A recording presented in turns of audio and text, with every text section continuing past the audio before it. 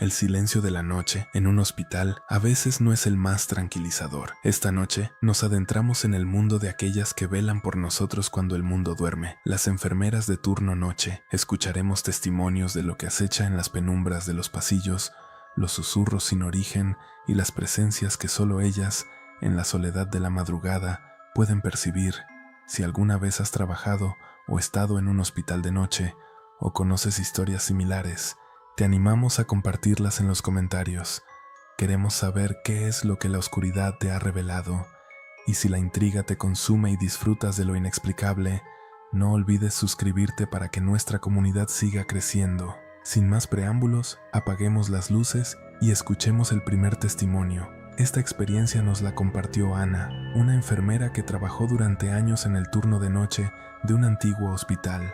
Lo que ocurrió aquella noche cambió por completo su manera de ver las cosas y, según ella, su propia esencia. Recuerdo que la noche siempre fue mi aliada, la quietud, el silencio, esa paz extraña que solo se encuentra cuando el mundo exterior se apaga. Elegí el turno de noche en el hospital precisamente por eso. La idea de ser la única guardiana en los pasillos tenues, la calma que permitía una conexión más íntima con los pacientes, me atraía, o al menos, eso creía al principio. Mi nombre es Ana y fui enfermera en el Hospital Central durante casi una década. La historia que voy a contar sucedió en mi cuarto año, una época en la que ya me sentía cómoda, experimentada, inmune a las leyendas urbanas que circulaban entre el personal más joven. Mi sala habitual era el pabellón de neurología, un lugar de esperanza y, a menudo, de despedidas silenciosas. La mayoría de los pacientes allí estaban sedados, dormidos o en estados de conciencia alterada, lo que hacía que el silencio fuera casi absoluto, roto solo por el pitido monótono de los monitores o el susurro de la brisa al colarse por alguna ventana mal sellada. Al principio, mis noches eran predecibles: revisionar signos vitales, administrar medicamentos, cambiar vendajes, rellenar informes. El aroma omnipresente a desinfectante se mezclaba con el de la comida de dieta y un vago rastro a vejez, a enfermedad. El hospital era un edificio antiguo, con pasillos largos y techos altos, y aunque había sido modernizado, conservaba ciertos rincones que respiraban una historia de décadas de sufrimiento y esperanza. La tercera planta, donde estaba mi pabellón, era particularmente tranquila, alejada de la bulliciosa emergencia y la ruidosa maternidad. Los primeros indicios fueron sutiles, tan triviales que mi mente, programada para la lógica médica, los desechaba de inmediato. Un día, al revisar la estación de enfermería, juraría que había dejado la puerta de la sala de suministros abierta, pero al regresar estaba cerrada con llave. Atribuílo a la fatiga, al hecho de que quizá la había cerrado por inercia sin recordarlo. Otra noche, mientras caminaba por el corredor hacia la habitación 312, escuché un suave murmullo, como una conversación lejana. Me detuve. El silencio era total. Los pacientes estaban dormidos. Me encogí de hombros, asumiendo que era el viento silbando entre las rejillas de ventilación. Pero esas pequeñas anomalías comenzaron a acumularse. Una vez, un paciente anciano, el señor Rojas, que rara vez hablaba debido a su condición, me miró con ojos muy abiertos en medio de la noche y susurró: «Ella no quiere que me vaya».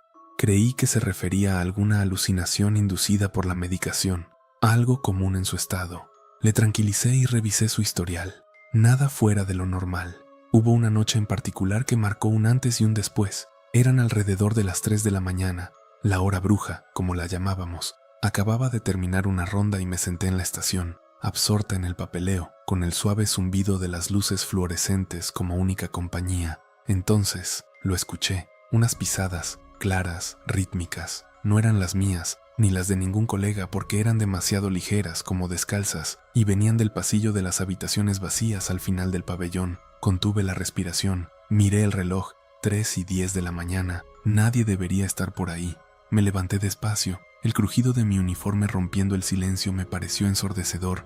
Me asomé al pasillo, esperando encontrar a alguna enfermera de otro pabellón, o quizás a algún residente extraviado. No había nadie. El pasillo estaba completamente oscuro al final. Las luces automáticas no se habían activado. Las pisadas se detuvieron. Luego, un sonido diferente, un rasguño suave, como uñas sobre madera, proveniente de la habitación 307.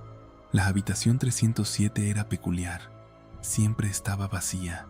No era que no hubiera pacientes disponibles, sino que, por alguna razón, no se asignaba a nadie. Problemas de fontanería, decían. Malas vibraciones, bromeaban algunos. Pero esa noche no me pareció una broma. Mi corazón latía con fuerza contra mis costillas.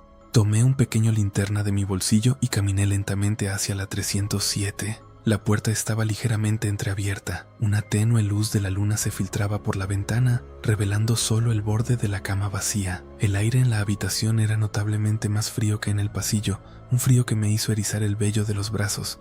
Me asomé con cautela. «Hola». Mi voz sonó más débil de lo que esperaba, solo el eco de mi propia pregunta. Entré, encendiendo la linterna para explorar cada rincón. La habitación estaba impecable, como siempre. La cama sin usar, las cortinas corridas, nada, ni un alma, pero el frío persistía y ahora un olor, un aroma dulzón, casi a flores marchitas, mezclado con algo metálico, como sangre seca. Me estremecí. No había sentido ese olor antes. Me retiré rápidamente, cerrando la puerta con un leve temblor en las manos. Al volver a la estación, revisé las cámaras de seguridad. No había cámaras en ese pasillo tan al fondo, pero las del pasillo principal no mostraban a nadie. Intenté convencerme de que el sonido había sido el viento, el rasguño una rama contra la ventana, el olor mi imaginación.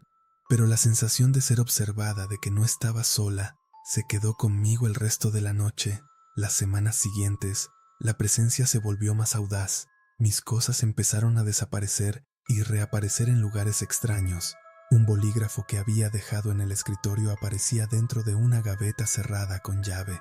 Mis lentes de seguridad, que siempre guardaba en mi casillero, un día los encontré sobre la mesita de noche de la 307.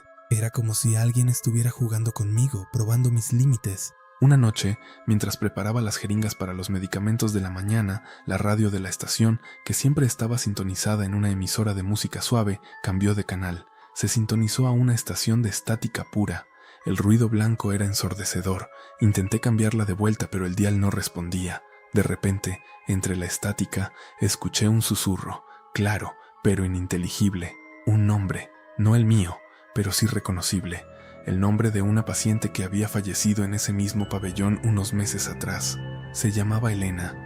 Era una mujer mayor, dulce, que siempre me pedía que le leyera. Había muerto sola, una noche, mientras yo estaba de turno. El vello de mi nuca se erizó. Apagué la radio de golpe. El silencio que siguió fue casi peor que la estática. Miré a mi alrededor, sintiendo un escalofrío que no tenía nada que ver con la temperatura del aire acondicionado. Los monitores de los pacientes emitían sus luces parpadeantes. Los tubos de oxígeno burbujeaban.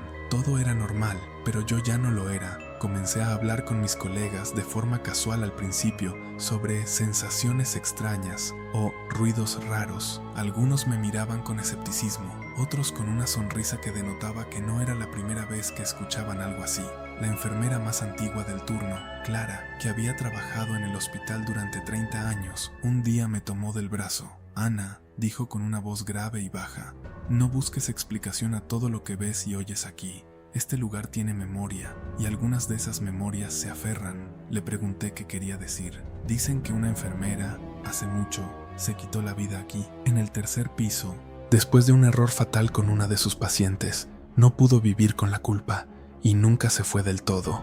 Me habló de la culpa, de la tristeza, de la forma en que los espíritus a veces se quedan atados a los lugares de su tormento. Me habló de Elena, la paciente que había mencionado la radio. Elena tuvo una conexión especial con esa enfermera, me explicó Clara. La cuidaba con un cariño especial. Cuando la enfermera se fue, Elena quedó muy afectada. Quizá por eso a veces su nombre se oye. Mi mente médica luchó contra esa explicación, pero la alternativa era la locura. Una noche, mientras revisaba al señor Gómez, un paciente que se recuperaba de un derrame cerebral y que tenía la mirada perdida en el techo, vi algo. Fue fugaz, una sombra en mi visión periférica, algo que se deslizó por la pared detrás de él. Era como una figura alta y delgada, apenas un borrón más oscuro que la oscuridad del rincón. Me giré bruscamente, pero no había nada, solo la pared blanca, el reflejo de la luna en la ventana. Pero el señor Gómez, que no había emitido sonido alguno en días, de repente comenzó a agitarse en la cama. Sus ojos se fijaron en el mismo lugar donde yo había visto la sombra. Un jadeo se escapó de su boca. La enfermera. balbuceó, su voz rasposa y apenas audible. No, no me gusta. Su mirada. Me quedé helada. Me acerqué a él, intentando calmarlo, mi corazón martillando. «¿Qué enfermera, señor Gómez? Solo estoy yo aquí». Él siguió mirando el rincón, con terror en sus ojos. Siempre, siempre ahí, en las sombras. Le administré un sedante suave, diciéndome que era una alucinación postderrame, pero no pude ignorar el escalofrío que me recorrió. Él había visto algo, o a alguien. Empecé a sentir que me observaban constantemente. Mis rondas se hicieron más rápidas, mi respiración más superficial. Cada crujido, cada susurro me ponía en alerta máxima. El cansancio no era solo físico, sino mental. Dormía mal, atormentada por sueños nebulosos de pasillos interminables y voces incomprensibles. Una noche particularmente ventosa, las luces parpadearon. El hospital quedó sumido en una oscuridad parcial, solo las luces de emergencia y los monitores aportando un resplandor fantasmal. Estaba sola en el pabellón. La respiración de los pacientes era lo único que se oía. Me sentía completamente vulnerable. Estaba en la estación, intentando restaurar la conexión a internet de la computadora. En el reflejo de la pantalla apagada, vi algo, una figura, borrosa, apenas distinguible, parada justo detrás de mí. Era alta, llevaba lo que parecía un uniforme de enfermera anticuado, un gorro, pero su rostro era una mancha oscura, un vacío donde deberían haber estado los rasgos. No respiré, no pude moverme, mi sangre se heló en mis venas. La figura no se movía, solo estaba ahí, mirándome. El tiempo pareció detenerse. Podía sentir una frialdad opresiva a mis espaldas, un peso inmaterial. El aire se volvió pesado, con ese olor a flores marchitas y sangre metálica más intenso que nunca. Mis ojos estaban pegados al reflejo. Mi mente gritaba que me diera la vuelta, que corriera, pero mi cuerpo estaba paralizado por un terror primario. Entonces, la figura levantó un brazo, lento, con una gracia macabra, y lo que parecía ser una mano, hecha de sombras más densas, se extendió hacia mí. Estaba a punto de tocar mi hombro cuando, con un parpadeo, las luces principales volvieron, iluminando la estación con una dureza cegadora. El reflejo en la pantalla mostró solo mi propio rostro pálido y sudoroso. La figura había desaparecido. Me derrumbé en la silla temblorosa, mis pulmones anhelando aire. Pasaron varios minutos antes de que pudiera moverme. Mis manos temblaban tanto que no pude escribir. Llamé a seguridad, reportando una falla eléctrica y un estrés extremo. No mencioné lo que había visto. Sabía que nadie me creería. Después de esa noche, las cosas cambiaron. Ya no eran solo ruidos o sombras. Era una presencia constante, una sensación de ahogo que me seguía por el pabellón. Sentía que me respiraba en la nuca, que me observaba mientras revisaba a los pacientes. Algunos días, al entrar en la 307, encontraba la cama hecha, como si alguien hubiera dormido allí. Otras veces, mis herramientas de trabajo aparecían dispersas en la habitación. Era una forma de tormento silencioso, una burla. Me volví paranoica. Empecé a llevar un pequeño rosario en el bolsillo, aunque no era religiosa. Hablaba conmigo misma para mantenerme cuerda, recitando los nombres de los medicamentos, los procedimientos. La enfermera Clara me vio un día, mis ojos hundidos, mi piel más pálida de lo normal. «Ella se ha fijado en ti, ¿verdad?», me dijo, sin rodeos. Asentí, mis ojos llenos de lágrimas contenidas. «No es malvada, Ana», continuó Clara, su voz un susurro de consuelo. «Solo está atrapada. Busca algo, o alguien, quizá el perdón». Pregunté cómo podía liberarla. Clara solo negó con la cabeza. «No lo sé, hija, he intentado». «Otros lo han intentado. Ella solo sigue buscando». Intenté rezar por ella. Por las noches, en el silencio opresivo, susurraba oraciones en la habitación 307, pidiéndole paz, perdón, que se fuera. Por un tiempo pareció funcionar. La sensación de ser observada disminuyó. Los ruidos cesaron. La paz regresó. Una paz frágil. Pero la última noche que trabajé allí, la paz se rompió. Era mi último turno. Había decidido mudarme a otro hospital, más moderno, sin tanta historia. Me sentía liberada, lista para empezar de nuevo. Hice mi última ronda con un alivio palpable. Me despedí mentalmente de los pacientes, del hospital. Mientras caminaba por el pasillo principal, con la puerta de la salida a la vista, escuché una canción, una melodía suave, un arrullo. Venía del pabellón de neurología, la conocía. Era una canción de cuna antigua que la señora Elena siempre me pedía que le cantara. Esa noche la escuchaba clara, resonando en el vacío pasillo. No quise ir, quería huir, salir de allí y nunca mirar atrás, pero no pude. Era como si una fuerza invisible me arrastrara de vuelta al pabellón. Mis pies se movían por sí solos, siguiendo la melodía, cada vez más fuerte, más clara. Llegué a la habitación 307. La puerta estaba de nuevo entreabierta. La luz de la luna llena se filtraba con intensidad, iluminando la habitación. La canción de cuna venía de dentro. No había frío, no había olor, solo la melodía. Entré. En medio de la habitación, flotando a pocos centímetros del suelo, estaba ella, la enfermera. Pero esta vez no era una sombra borrosa, era una figura etérea, translúcida, pero completa. Podía ver el uniforme anticuado, el gorro, el prendedor con el nombre que no podía leer. Su rostro ya no era un vacío, era el de una mujer joven, con los ojos llenos de una tristeza infinita. No había terror en su expresión, solo una pena profunda, arraigada, y me miraba directamente a los ojos, con una intensidad que me traspasó el alma. La canción de cuna se desvaneció, el silencio se instaló, un silencio diferente, un silencio cargado de emoción. Me tendió una mano. No era una mano de sombra, era una mano translúcida, con la forma perfecta, invitándome. No sé cuánto tiempo estuvimos así, mirándonos. El tiempo se detuvo de nuevo. Sentí una profunda compasión por ella, por su dolor eterno, por su culpa. No sentía miedo, solo tristeza. Bajé la mirada.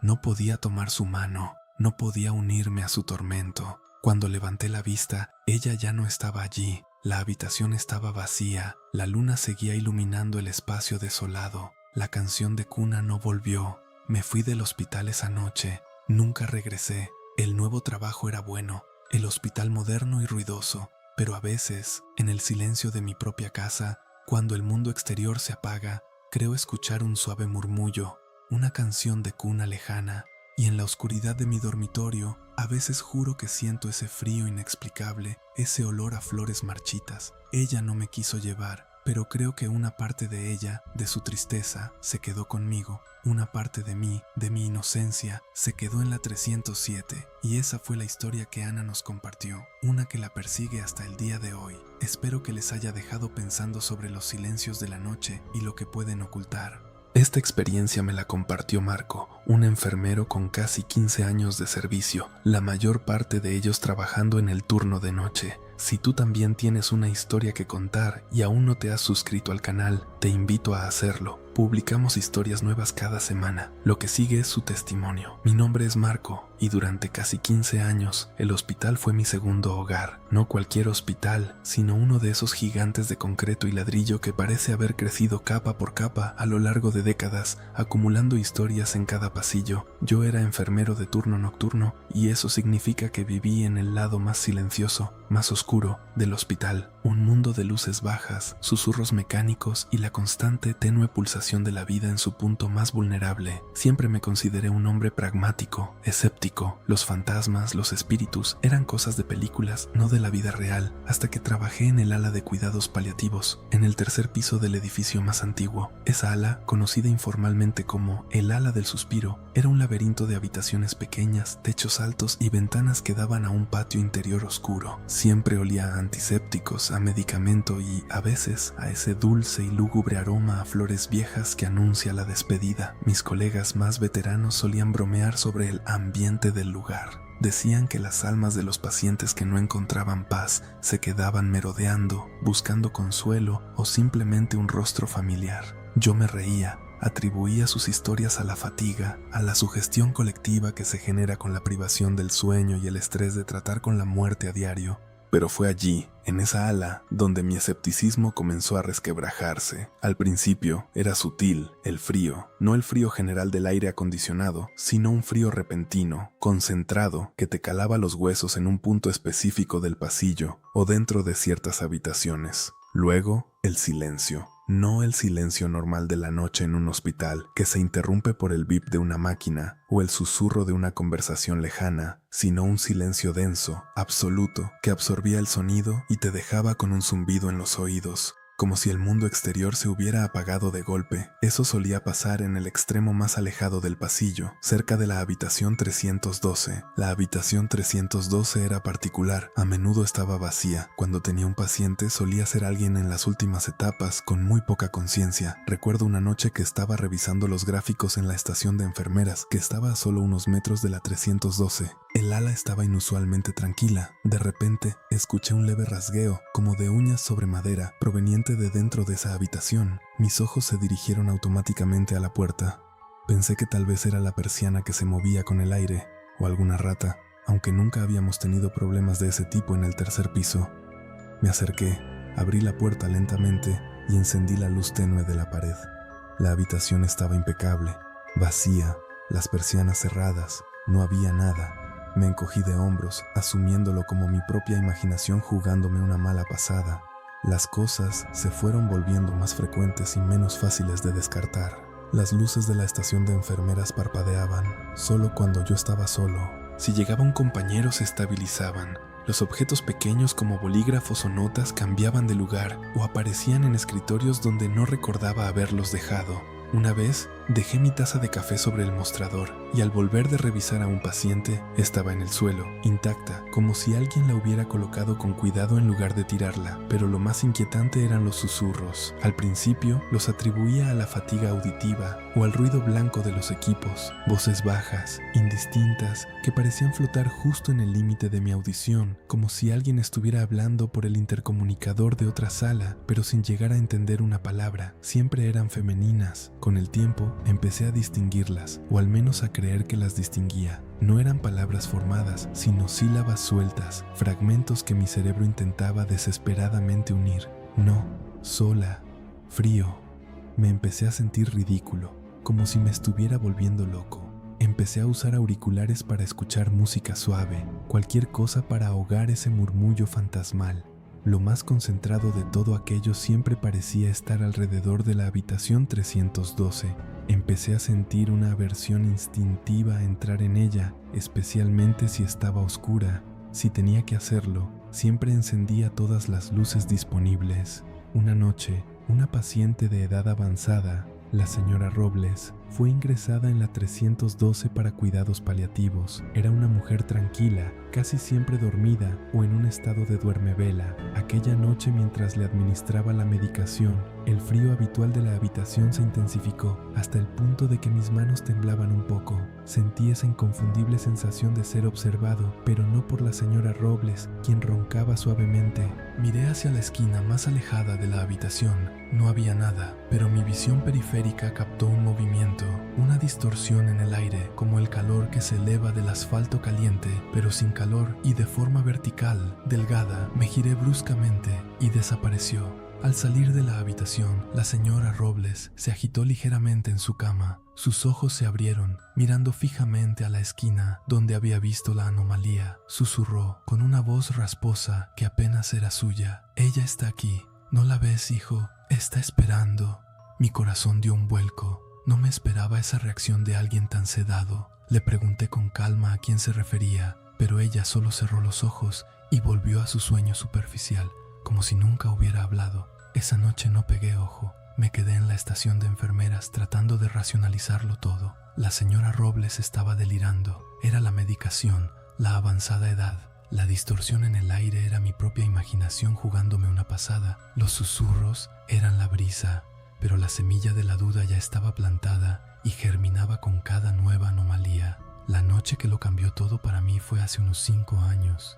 Era un jueves, si no me equivoco. Me tocaba el turno completo en el ala de paliativos. Una de las enfermeras de mi turno llamó para decir que no podía venir, así que me quedé solo en el ala con un técnico de enfermería que hacía las rondas básicas y ayudaba con los pacientes más estables. Para el resto, yo estaba a cargo. Había 5 pacientes esa noche. Uno de ellos, una mujer joven llamada Elena, estaba en la habitación 312.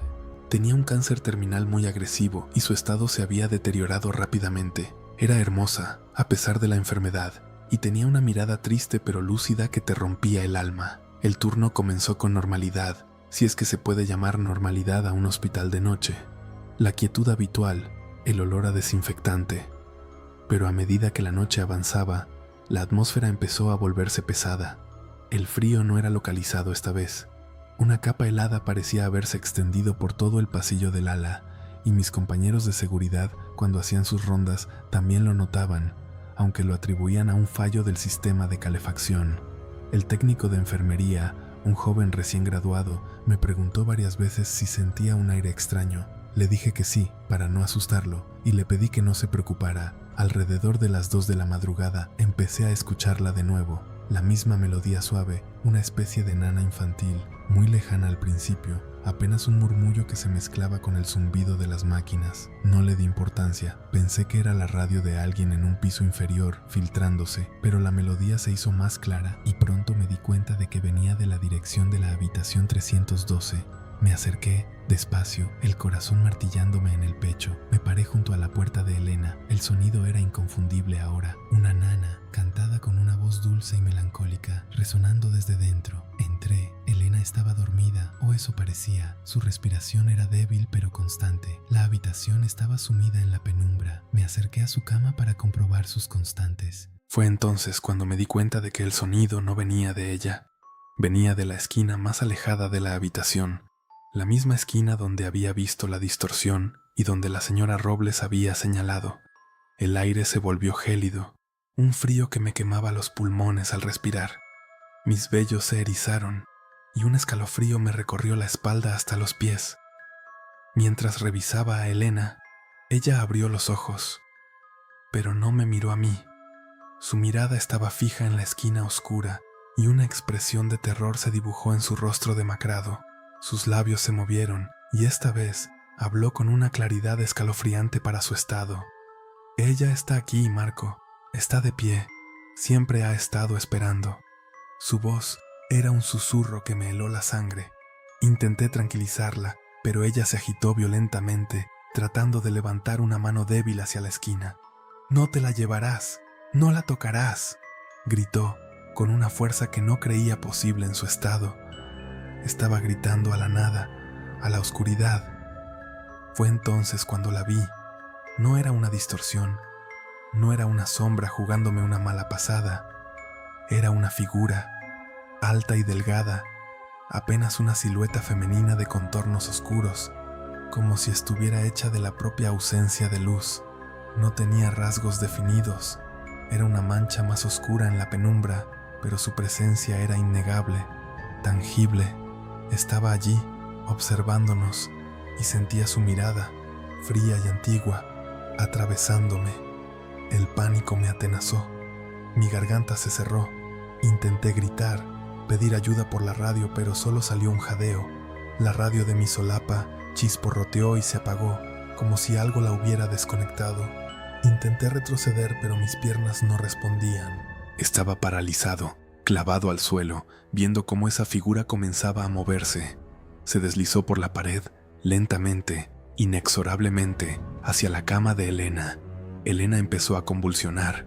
Sus monitores de repente comenzaron a emitir una alarma estridente. El pitido de la máquina, junto con los gritos ahogados de Elena, rompieron el hechizo de parálisis. Con un esfuerzo sobrehumano, me lancé hacia la cama de Elena para asistirla. Sentí un frío intenso, como una mano helada que me sujetaba el brazo con una fuerza invisible. No vi nada, pero lo sentí. Era una garra de hielo que intentaba detenerme, tirar de mí. Luché contra esa sensación, contra el terror puro. Mis manos temblaban mientras intentaba estabilizar a Elena. El pitido se hizo más rápido, más frenético. Mientras trabajaba frenéticamente, levanté la vista hacia la esquina. La figura había desaparecido. El frío comenzó a retroceder, aunque la habitación tardó unos minutos en volver a una temperatura normal. La nana se había silenciado. Al final conseguí estabilizar a Elena, pero su estado se había agravado considerablemente. Llamé al médico de turno y a seguridad. Explicar lo que había visto fue una tortura. Mis palabras sonaban a delirio, a estrés, Les conté lo de la figura, lo de la nana, el frío, la mano en mi brazo. El médico se limitó a decir que probablemente había estado bajo mucho estrés y que la privación del sueño podía causar alucinaciones. El de seguridad revisó la habitación sin encontrar nada, por supuesto. Me miraron con una mezcla de lástima y escepticismo. Marco, me dije a mí mismo, te estás volviendo loco. Pero yo sabía lo que había visto, sabía lo que había sentido. Pedí un traslado de ala de inmediato. Pasaron meses antes de que volviera a hacer un turno nocturno, y me aseguré de que nunca fuera en el ala de cuidados paliativos. Con el tiempo, investigué un poco. Con discreción, pregunté a los empleados más antiguos del hospital sobre la habitación 312. Los más veteranos, los que habían pasado décadas allí, recordaban un rumor sobre una joven enfermera que muchos años atrás había perdido a un paciente infantil en esa misma habitación. Un niño al que le tenía un especial cariño. La enfermera, devastada, había regresado a la 312 la noche siguiente y, según la leyenda, se había quitado la vida allí mismo, susurrando nanas a la oscuridad. Era una historia triste, una de esas leyendas urbanas de hospital que nadie se toma realmente en serio. Pero para mí no era una leyenda, era la clave de lo que había vivido. Era el espíritu de aquella enfermera, atrapado en el dolor y la culpa, incapaz de dejar de velar por los que allí partían. ¿O era algo más, una entidad oscura atraída por el sufrimiento y la vulnerabilidad de ese lugar que se manifestaba a través de la historia de aquella pobre mujer? Nunca lo supe. Marco no volvió a pisar el ala de cuidados paliativos después de aquella noche, y desde entonces la tranquilidad de las horas nocturnas dejó de ser un consuelo para convertirse en una constante fuente de inquietud. Esta historia me la envió una seguidora que prefiere mantener el anonimato. Ella trabajó durante un tiempo como enfermera en el turno de noche, y lo que vivió en uno de sus primeros hospitales la marcó para siempre.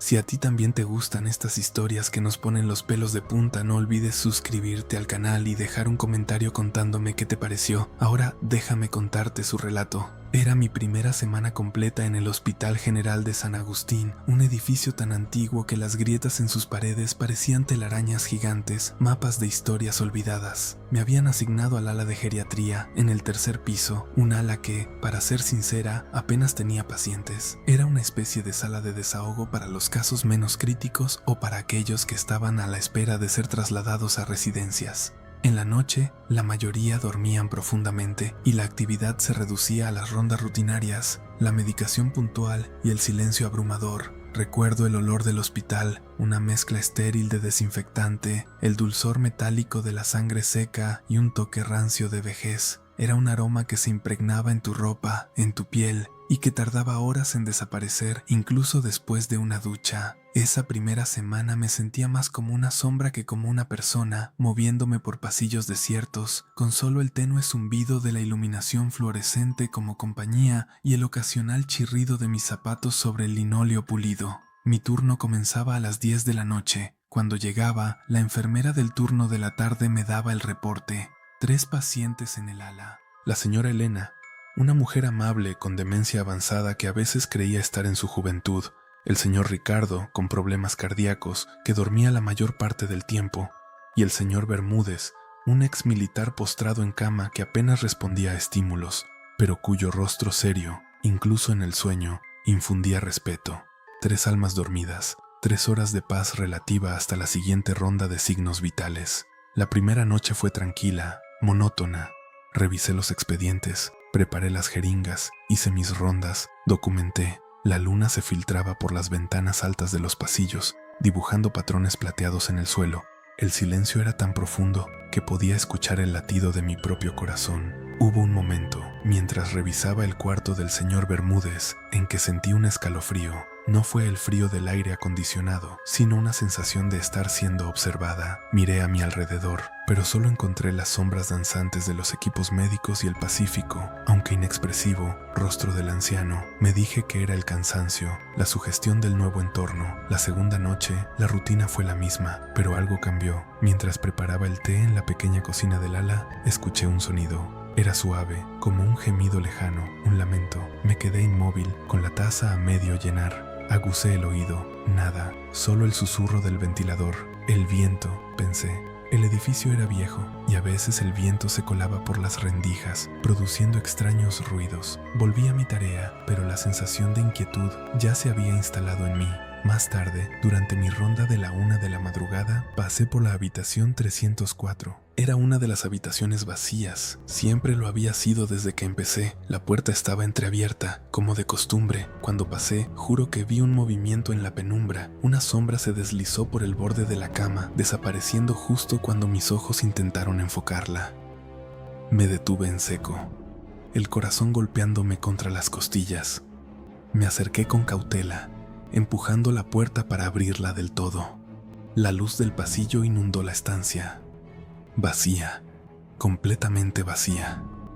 Las sábanas perfectamente dobladas en la cama, las sillas apiladas en una esquina, la mesita de noche limpia y reluciente. No había nada, solo mi propia respiración agitada. Esto no puede ser, murmuré para mí misma. Estoy cansada, es la tensión del nuevo trabajo. Me obligué a respirar hondo, a racionalizar. La mente humana es propensa a jugar malas pasadas cuando está fatigada y en un ambiente desconocido. Cerré la puerta de la 304, esta vez con firmeza, y continué mi ronda. Pero la imagen de esa sombra, efímera y huidiza, quedó grabada en mi mente. La tercera noche fue la peor. La misma rutina, el mismo silencio. Pero la habitación 304 me llamaba. Cada vez que pasaba por delante, sentía un tirón. Una curiosidad malsana se mezclaba con el miedo. A eso de las 3 de la mañana, después de darle la medicación al señor Ricardo, quien me dedicó una sonrisa somnolienta, regresaba por el pasillo. La puerta de la 304, que yo misma había cerrado con fuerza la noche anterior, estaba de nuevo entreabierta. Un escalofrío me recorrió la espalda.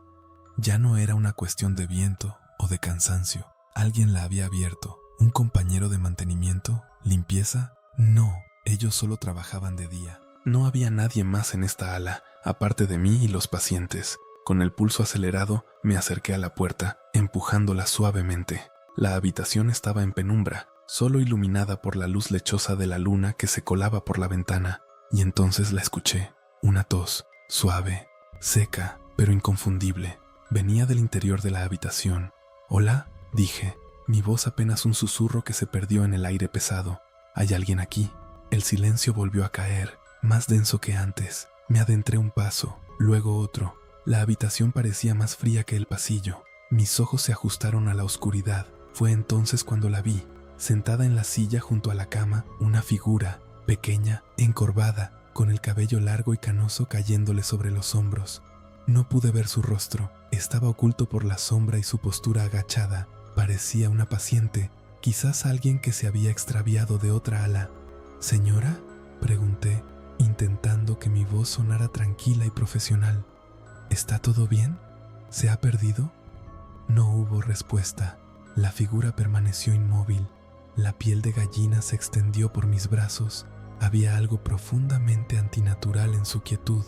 Avancé otro paso, la mano temblorosa buscando el interruptor de la luz. Mis dedos rozaron la pared, buscando a tientas en la oscuridad. El tacto de la pared estaba helado. «Voy a encender la luz», anuncié, más para tranquilizarme a mí misma que a la figura. Mis dedos encontraron el interruptor y lo pulsaron. Un clic seco resonó en la habitación, pero las luces no se encendieron. Otra vez lo intenté. Nada. Las luces de la 304 nunca funcionaban bien, o eso me habían dicho. Me quedé allí, en la penumbra, entre el pasillo iluminado y la oscuridad de la habitación, con la figura aún sentada, inmóvil. Sentía un sudor frío en la nuca. Aquello no era una paciente. Los pacientes que podían levantarse no solían errar hasta esta ala desierta, y mucho menos se sentarían en una habitación vacía, en la oscuridad, sin responder. «¿Necesita ayuda?», insistí, mi voz sonando temblorosa. De repente, la figura se movió. Lentamente, alzó la cabeza. No pude ver sus ojos, pero sentí una mirada penetrante, una presencia fría que me envolvió, una silueta espectral, su forma tan etérea que parecía disolverse en el aire. La piel que se asomaba bajo su cabello era de un blanco translúcido, casi a su lado, y entonces abrió la boca. Un aliento helado llenó la habitación. No dijo palabras, solo un suspiro largo, profundo, cargado de una tristeza infinita. Era el mismo lamento que había escuchado en la cocina la noche anterior, pero ahora era mucho más cercano, más real, y parecía resonar directamente en mi pecho. Me quedé paralizada, incapaz de moverme, incapaz de respirar. La figura no se acercó, no hizo ningún gesto amenazante. Solo se quedó allí, suspirando, mirándome con una intensidad que me desgarraba el alma. El terror no fue el de un susto repentino, sino un horror lento y congelante que se apoderó de mí. Era la absoluta certeza de que no estaba viva, de que era algo que no debería estar allí, algo que arrastraba consigo el peso de una existencia inconclusa y me estaba mirando. No sé cuánto tiempo pasó, parecieron minutos, pero pudieron haber sido segundos. Mi mente gritaba instándome a correr, a huir, pero mi cuerpo estaba clavado al suelo. La presión en mi pecho se hizo insoportable, como si algo me oprimiera.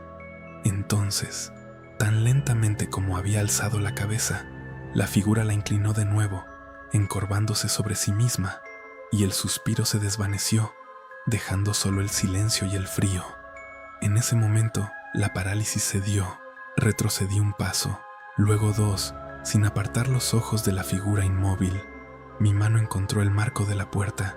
Me giré y corrí. Corrí por el pasillo desierto, mis pasos resonando como disparos en la quietud de la noche.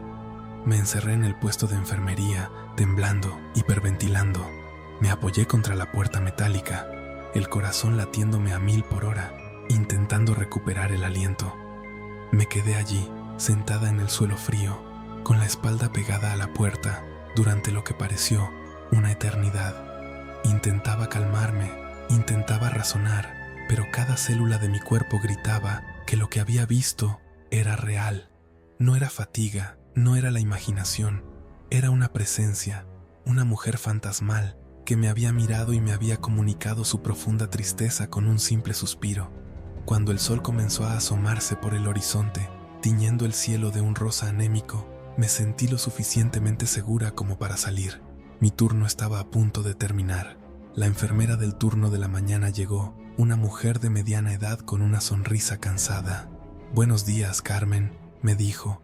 «Pareces que has visto un fantasma». Me reí nerviosamente. «Algo así», respondí, sin poder darle más detalles. Mi voz sonó rasposa.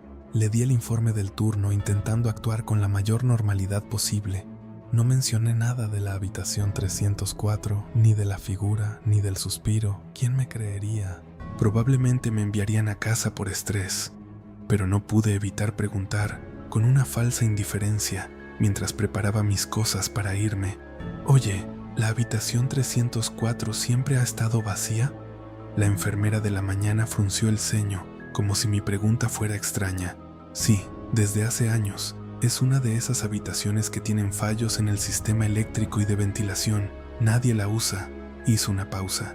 «Aunque hace mucho tiempo, cuando yo empezaba aquí, hubo una paciente, una mujer mayor, la señora Clara, que se negaba a salir de esa habitación. Era un poco peculiar. Murió allí. Dicen que no quería irse de ese lugar, que le recordaba a algo». Mi corazón dio un vuelco. «La señora Clara», murmuré. «Sí», dijo ella, encogiéndose de hombros, «pero eso fue hace más de 20 años. De seguro solo son leyendas urbanas del hospital. Los edificios viejos siempre tienen historias».